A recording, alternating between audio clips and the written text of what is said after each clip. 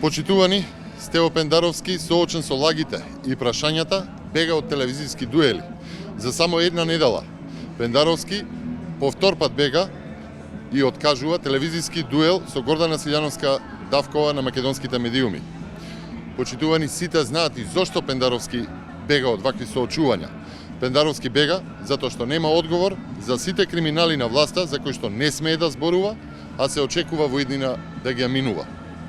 Почитувани, Зоран Заев и Стево Пендаровски се истото лице на криминалот, корупцијата, партизацијата, девастацијата на Република Македонија. Тоа е лицето на криминалот, на октоподот наречен СДСМ, што за жал повторно нова генерација македонци ја преживува со нив.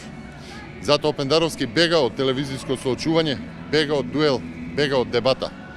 Стево Пендаровски е второто лице на Зоран Заев, транзицијски политичар кој ниту еднаш не го осудил криминалот и корупцијата на СДСМ, ниту октоподот во 90-тите, ниту криминалот глобал за следната деценија, ниту евро за вицето евро за црквата, односно евро кај на Мирчо Бишкарникот. Ниту сега има збор за најгрубата партизација и афери за непотизам во државата.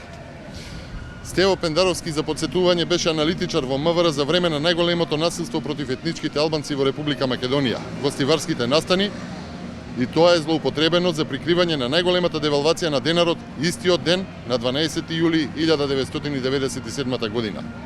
Стево Пендаровски сега нема ниту збор за изборниот криминал конструиран од СДСМ, а констатиран од ДИК, исто како што во 2004 година Пендаровски го легитимираше најголемиот изборен фалсификат, кога и ОПСЕ нотираше 8% криминални гласачки ливчиња во изборните кутии.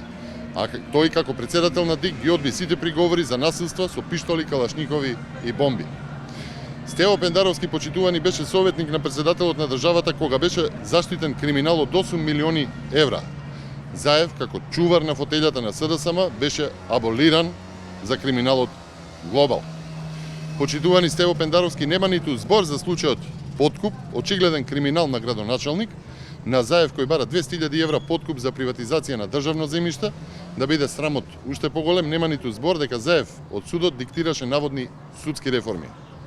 Стево Пендаровски нема ниту збор за најгрубата партизација и непотизам спроведуван од првите луѓе на СДСМ, внимавајте, од најблиските соработници на Зоран Заев, од генерален секретар преку портпарол до пратеници, градоначалници, советници.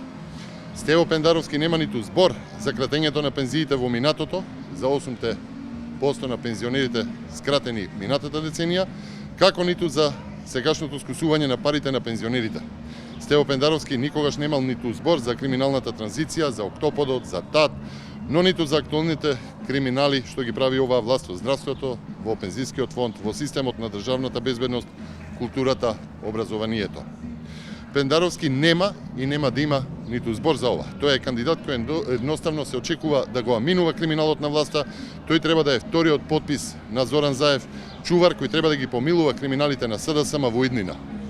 Почитувани, криминалот, корупцијата, злоупотребата на позициите, присвојувањето, партизацијата на институциите се единствената одлика на СДСМ во секое нивно владение. Истите транзицијски политичари, како Зоран Заев и Стево Пендаровски, се истото лице на девастирањето на државата. Гласот за Пендаровски е глас за заштита на криминалот.